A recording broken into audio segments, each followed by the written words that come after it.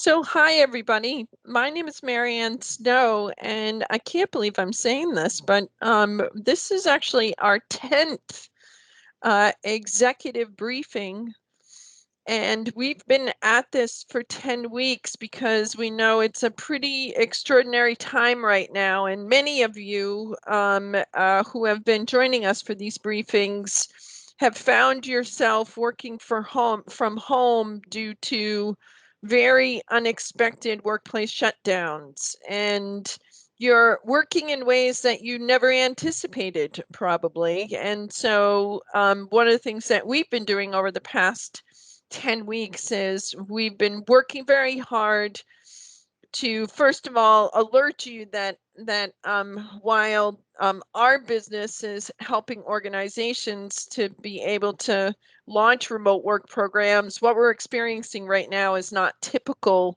remote work, but we're trying to bring our remote work expertise to you on a weekly basis to help you think about some of the practical tactics and just considerations, the business considerations that you have to think about during this extraordinary time.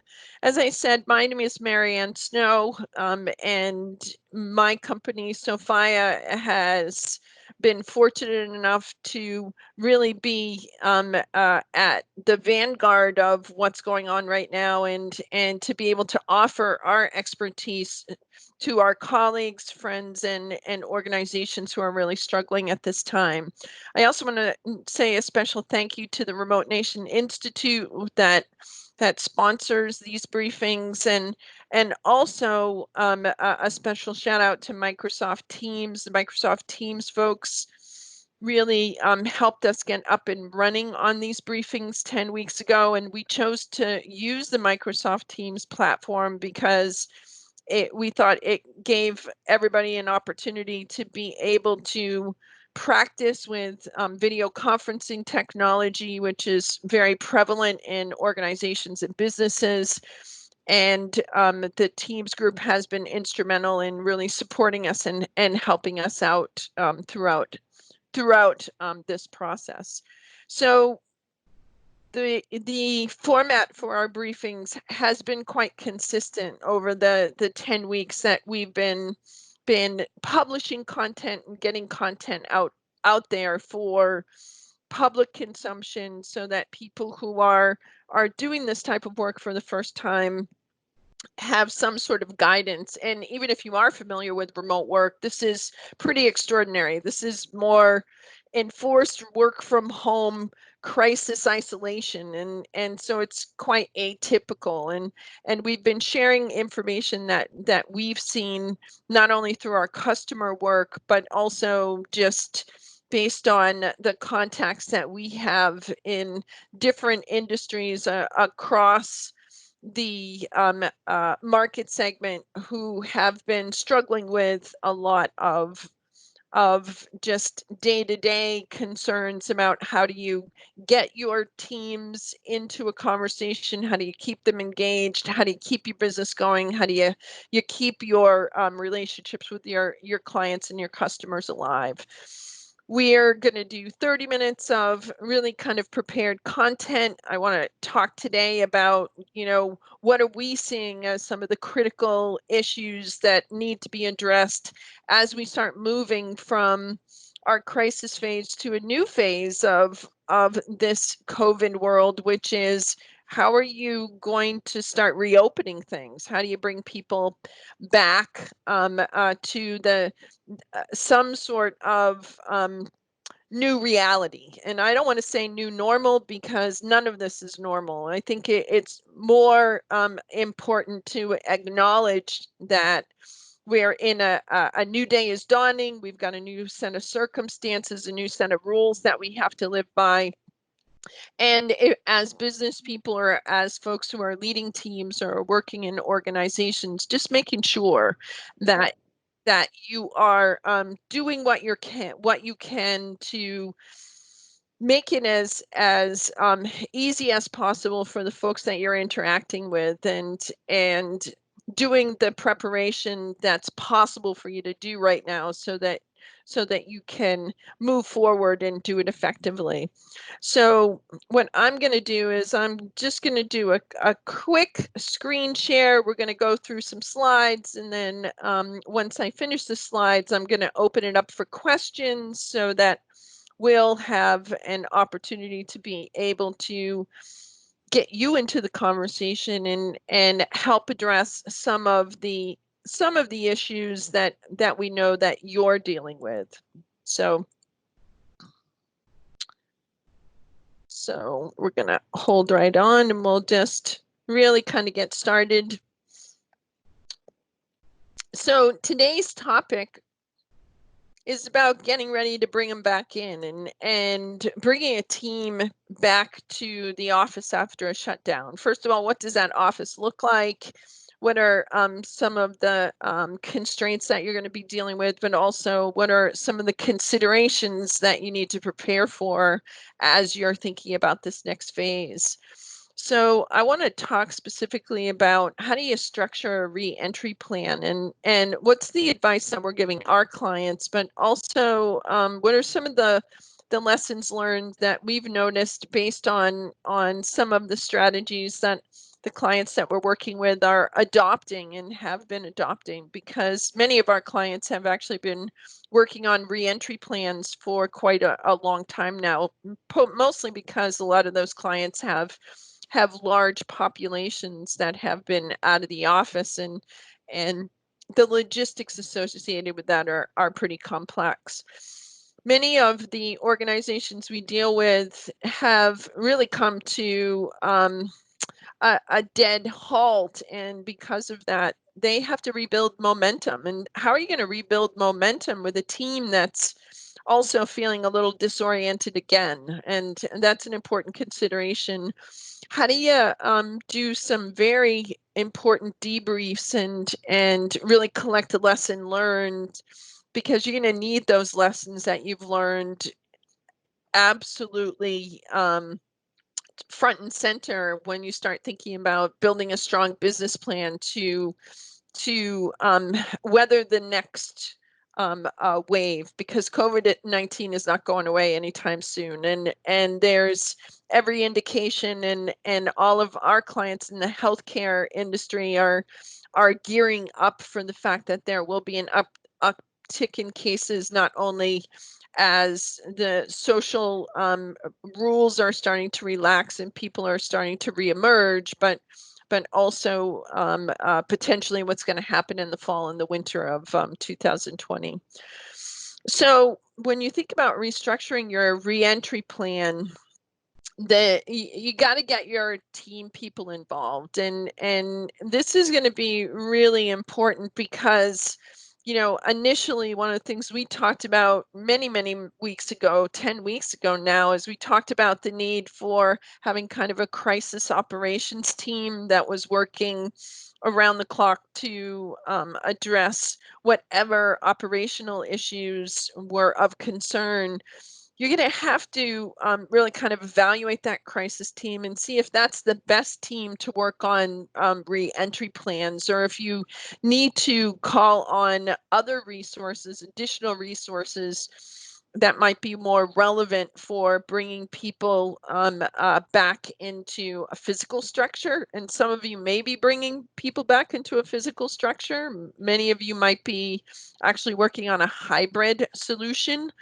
And we'll talk about both of those things, because whether you're physically asking people to return to work, or whether you are thinking about how you bring in just a partial group of individuals, or if you're going to bring in folks for part-time, or maybe you're going to do some sort of staggered schedule. We've got clients who are really looking at staffing in relation to how do they think about their staffs as almost like work units. And part of the reason they're doing that is because, if you've got a group of people who are actually working together, appreciate that if one person tests positive, then anybody who has been in contact with that particular group is going to have to be quarantined. If that's the case, and you have no way of differentiating your work teams,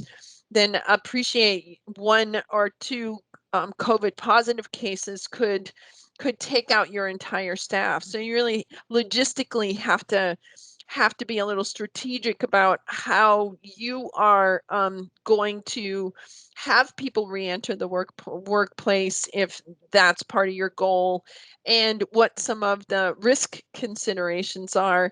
And then even if you bring people back in and they are in a physical structure, if they're interacting with the public, then you have a whole nother level of dynamics. There are so many different geographic plans that are being floated. If you're in the hospitality business, if you're in any sort of a retail situation, any place where there's close interaction with the public, then how you do that, how you structure everything from waiting rooms to sales floors to dining areas, all of these sorts of things have to really be rethought. We are working with the auto industry, and they're making a lot of choices about how they're going to do sales appointments. We're working with retail outlets, and they're trying to make choices about, who how many people they can let into a sales area, and what does that look like. Can you do car side service? I mean, people are getting creative in all sorts of different ways. And then regardless of how you're structuring these things, how are you communicating? And that's an important point of order. And one of the things that we've stressed during this entire time is, how are you keeping in touch? How are you keeping in touch not only amongst the leadership team itself, and making sure that the leadership team is sending a cohesive message, and is on the same page in terms of the information that's being shared, but how are you sharing information amongst the staff themselves? We're working with a major university that is only allowing certain people on campus right at this particular point in time. Well, a bunch of those people are facilities folks, and they run 3 shifts. They're 24/7.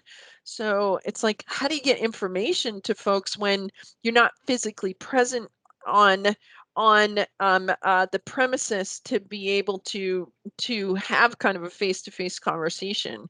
We're using lots of digital channels. We're using lots of different types of technology solutions. We're using texting features. We're using any sort of flat screens. If you're using flat screens within your areas, how are you getting information out that way?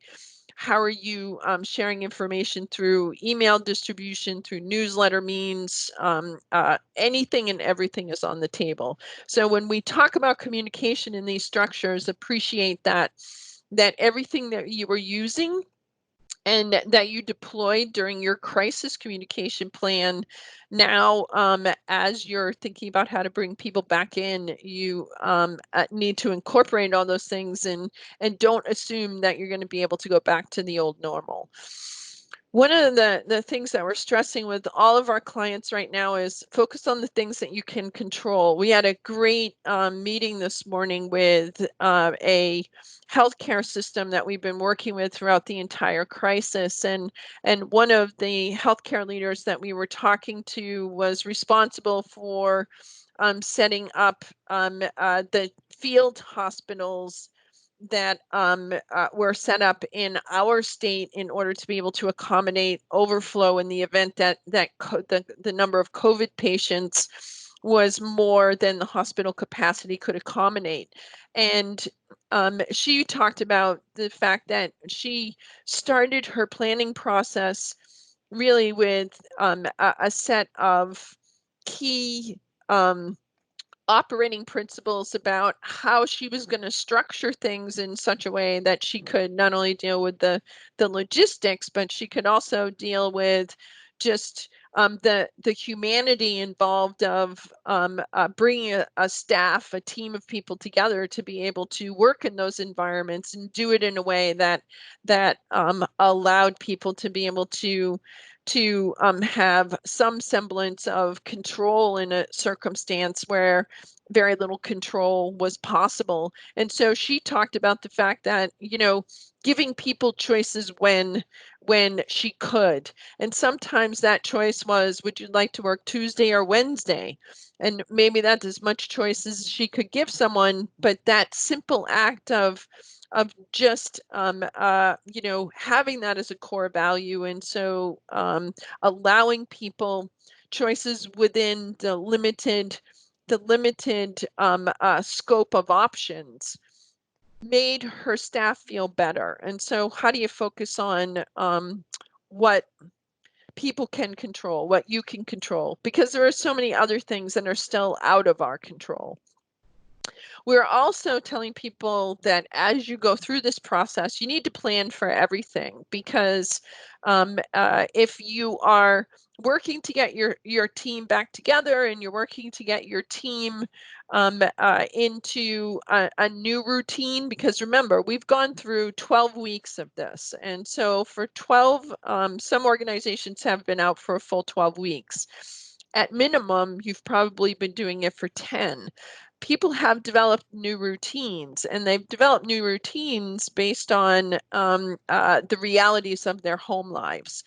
Childcare, daycare issues still exist. And so because daycare and childcare issues exist, depending on the circumstances of the staff that you're working with, is it possible, is it going to be feasible to be able to bring people back into a physical structure right now if they have children at home and they have personal responsibilities that need to be met? And maybe it's not children, maybe it's other family members, maybe it's what's happening with their significant other, maybe they're a single family household. There are so many variables right now, and so making sure that you're really taking stock not only of the logistical challenges, but also, who are your critical folks, what's happening with those individuals, and how are you making a plan? Many people are pretty convinced that it's still unsafe. And this is an important consideration. Are you staffed up with folks who are coming back into the work environment and they're going to feel comfortable being exposed to the public, and maybe the public is showing good judgment and utilizing PPE, and maybe they're not. PPE as in personal protective equipment, masks, gloves, these sorts of things. Masks and gloves are creating a lot of emotion right now. We've actually heard about instances where individuals are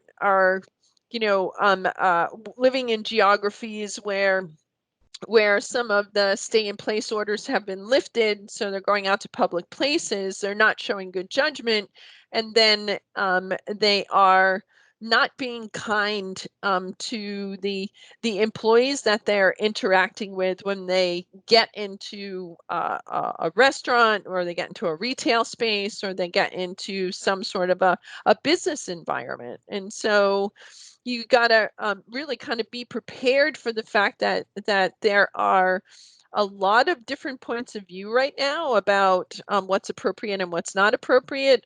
People who are willing to follow guidelines, people who are less comfortable with that. And we've had a lot of conversations with our clients and people in our circles about what is the social contract that exists between businesses and also businesses and also different businesses and different relationships that you have with clients have changed substantially. The social contract, the trust that people have is quite different. Remote work is working for a lot of people. And you're going to find a whole bunch of people who are going to say to you, I don't want the commute anymore. And I think I can do this from home. And if that's an uncomfortable place for you, you need to have an answer for that, because it's going to be really, really hard for many businesses to tell people that they can't work from home unless there is a true compelling business reason for not allowing people to be able to do that. And that's something that a lot of businesses are going to have to deal with, because many businesses before the shutdown just assumed that it wasn't possible to transition many of their job roles to a remote circumstance. And so being really clear about why you are asking people to come back to an office, and is it really necessary, because you're going to get faced with those questions. And then appreciate the different personalities react differently. And this is an important consideration, because remember that we've had folks even on this briefing who have talked about the fact that, work from home, they're naturally quiet folks. They like having quiet and having an opportunity to work from um, a just a non-office space. It's working for them really well. So you've got introverts and extroverts who are having very different experiences with what's been happening. There are a bunch of introverts who are going to feel highly uncomfortable about getting out of their current situation and going back into an office. They didn't feel comfortable socializing before. They sure as heck are not going to be comfortable socializing again. And so what's your plan? And we're suggesting to folks that as you bring people back into those office social situations, and I'm not talking about office socials, I'm just talking about being together in a room physically, you're going to find people are highly uncomfortable. They're highly awkward. We've been seeing it happen in a variety of circumstances where you get a bunch of folks in the room and they're so used to really kind of being by themselves or in a much more secluded setting that it feels very awkward. And then you also have social distancing requirements on top of that. And this is going to be an interesting dynamic, and you're going to you need to appreciate and prepare for the fact that business is going to take a while to restart. Having conversations, what does a meeting look like, all this stuff is going to take a while to restart. Emotions are going to run pretty high. We're seeing it all over the place, and we're seeing it for lots of different reasons. Part of it is because we've got clients who have had to downsize some of their teams. We have clients that came to a complete halt, and now they have to restart, and they're trying to bring people back for whatever's coming next, and they're staging that, and they're trying to bring people back in. But whether we're talking about introverts coming back into face-to-face office circumstance, or whether we're talking about trying to bring groups together who have lost colleagues or good portions of their organization. And so there's a certain grieving process. They couldn't say goodbye. It was just happened overnight. It was really kind of a crisis thing. People are feeling fear. Am I going to get COVID if I'm dealing with the public, if I'm interacting with other folks, whether I know them or whether I don't know them, the anxiety of what's next. People are angry because they feel lost, and they feel like they want to be mad at someone, but they don't even know who to be mad at, because it's not a business person's fault that this has happened. It's not an industry's fault. It's not even a government's fault that this has happened. This has happened, and people are mad, and they don't know quite what to do with that.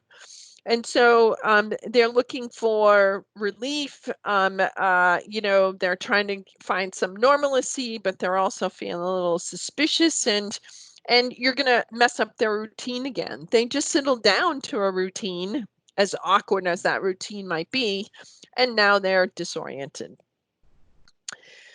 The other part of the plan has to be about rebuilding momentum, right? Because for many businesses, the engine is stone cold, and that means that the plan, if you haven't had a chance to really kind of stay close to your team, and one of the things I would say is that we're seeing sort of an odd phenomenon, which is, folks who have been deemed essential workers or working in essential industries are now being spelled by other non-essential workers who are coming back into the workspace and reintegrating. And the people who have actually been physically in place are a little resentful of those individuals showing up. And so it's a really interesting dynamic. When I say to you, this is an emotional time, I can't underestimate this enough. How do you re-engage with the team when you've got certain folks who feel like they've really kind of almost developed into battle units?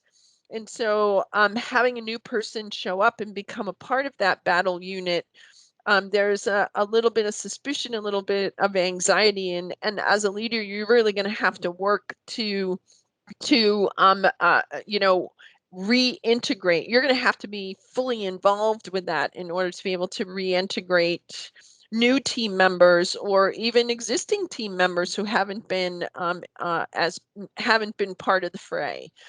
And same thing with your clients. Your clients are out of habit. If you've got a coffee shop, where somebody's come every day, they've gotten a new habit. If you've got a restaurant, if you've got a retail, if you even have a service business, if there's been some sort of disruption, appreciate that other habits have started to form. And so you're going to have to actively kind of work to re-engage those people. Same thing with your vendors. Vendors are going through their own version of this. And so how are you reaching out to folks, working your networks, working your Rolodexes? If you were actively engaged throughout this entire time and you kept in touch with people, it's going to be easier, but appreciate that everyone is going to go through a certain amount of disruption. And while there were a bunch of things that took a lot of time last time, again, this is going to take a lot of time this time as well. So appreciate that people will once again be distracted. So if you're going to start a conversation with folks, we're suggesting that you lead with, how are you doing? How are things for you? How have you been? First, before you're going to go straight to the hard sell, because if you go right to the hard sell, it feels wrong to most people because people are feeling very raw right at this particular point in time. The other piece that we are working with all of our clients on is debriefing with your groups to come away with as much learning as possible. And that means, one of the things that we've said to a lot of people over the past, 4 weeks particularly, is don't over romanticize or don't over dramatize situations right at this point in time. Debrief with as objective a perspective as possible. And I've had many, many conversations over the last 3, 4, 5 weeks that, not everything that happened in this experience was bad. There were actually some amazing learnings, amazing, wonderful things. There have been some business opportunities that didn't exist before, pivots. And while there were some things that are probably gone forever, or certainly gone for a good portion of time, please understand that opportunities exist that didn't exist before, and the debriefs will help you to identify those things, which is really important because you need that debrief information to create your continuity plan for round 2. COVID is going to be with us for the foreseeable future. And so thinking about just basic stuff, testing and safety protocols for your business. And, this might be something as we were talking today about different instances of how do you get people to sign things? How do you get people to do a transaction? Have you prepared PR responses that address your first positive case, for your internal staff? What are you going to tell your people when someone tests positive? For your external contacts, what are you going to tell your customer base? What are you going to tell the general public? What are you going to tell the media? And this is going to be an important thing. And then, how are you going to manage additional business disruptions? So making sure that remote work, making sure that work from home, making sure that technology and the virtual routines that you've built up, that you strengthen them, that you're making them as secure as possible, that you're filling in the holes. Because if you're thinking that we're going to be able to transition back to an all in-person situation, highly unlikely. And so you really got to think about this. And then don't forget setting up a leadership chain of command and a fallback plan if you get sick or your key critical folks who are business critical within your organization get sick. How are you going to manage those things? And so those are things that you need to have candid discussions with folks about right now, because these are the things that are really kind of keeping people up at night at this particular moment. So with that, I'm actually going to stop doing a screen share, and I'm going to say to people, what are your thoughts? What are your questions? And I see Doug, and thanks, Doug. You've been to more than one of our briefings, and I really appreciate you coming in. And I saw you say, as an introvert, I completely agree. Love working remote work for this reason. Yeah, I don't think you're the only one, Doug. I think that there are a lot of people who actually kind of struggled with the office environment. They're not small talk people. They like, being able to kind of focus. They found, a lot of office culture to be pretty distracting. And so they're finding that remote work has been extremely productive for them.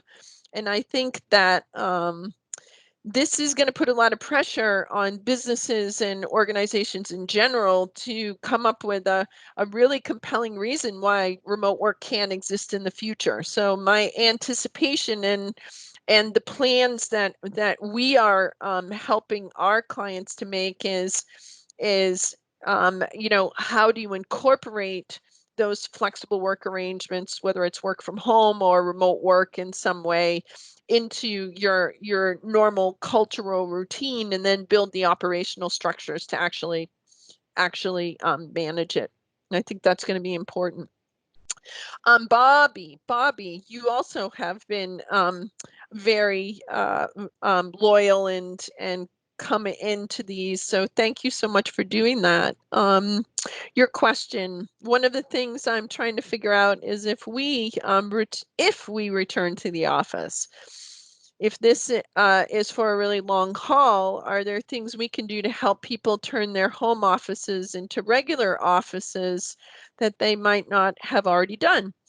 This is an interesting question, Bobby, because I'm actually working with a national insurance firm that's been grappling with this question. And the question is, rather than pay rent on a physical structure, does it make more sense for a company to actually invest in like a technology package, or a combination of technology packages like physical devices and also software devices, in order to be able to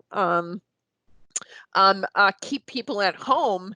And what's the cost benefit? And I think, part of that is, first of all, what one of the things that we're doing with all of our clients is we're essentially doing an assessment process where we're running the numbers. You know, if you got rid of this, what are the pros and cons? If you kept it, you know, what are the pros and cons? How does that fit into your business continuity plan? And so part of one of the things that we're telling all of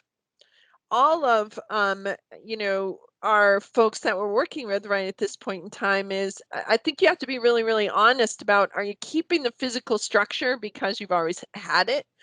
Because you have a certain percentage of people who are just used to using it, and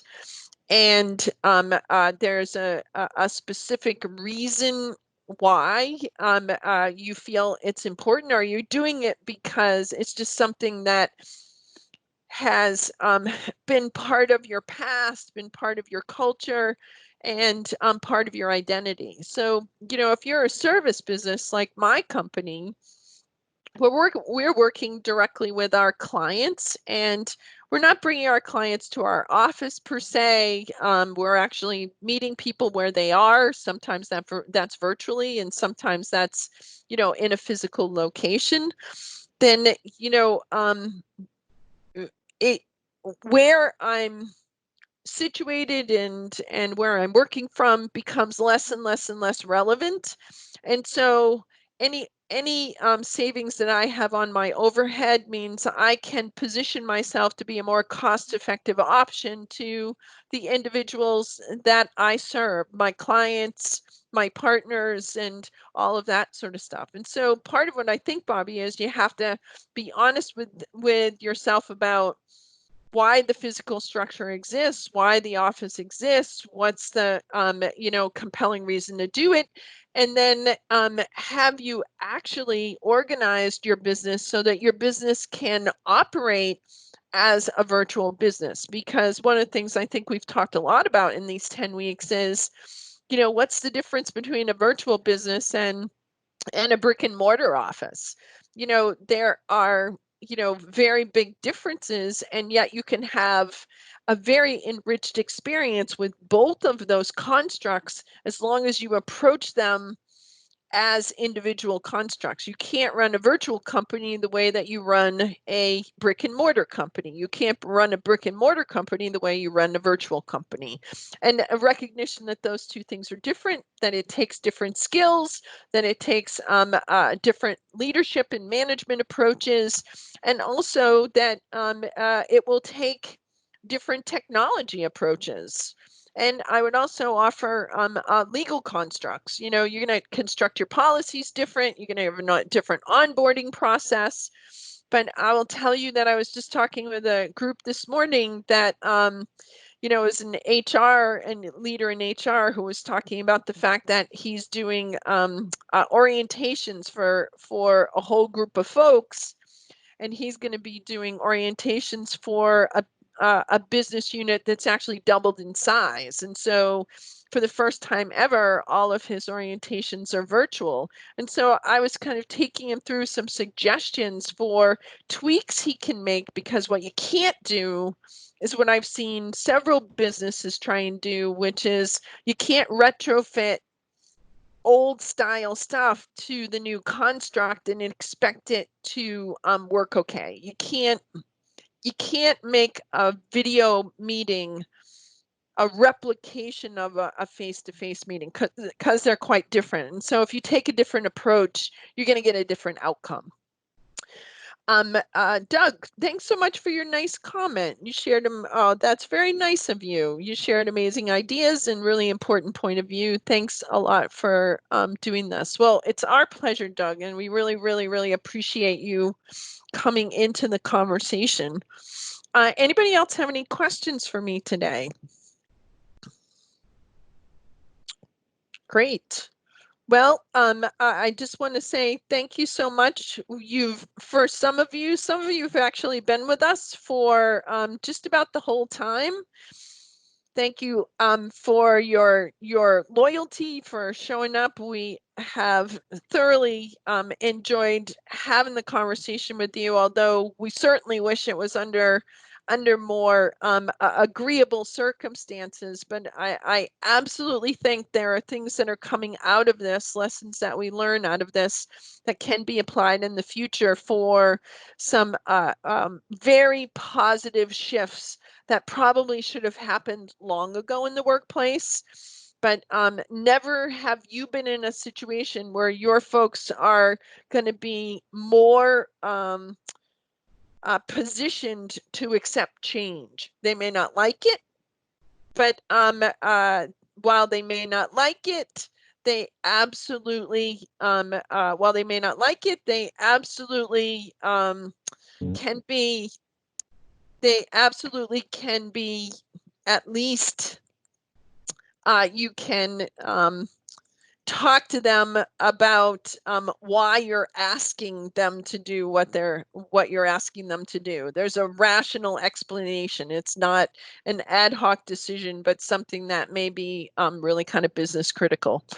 So with that, since we don't have any additional questions, I just want to say thanks so much to everybody for coming into the meeting today, to the briefing today. We wish you a great weekend. We hope that you stay in touch, and we will be running future executive briefings.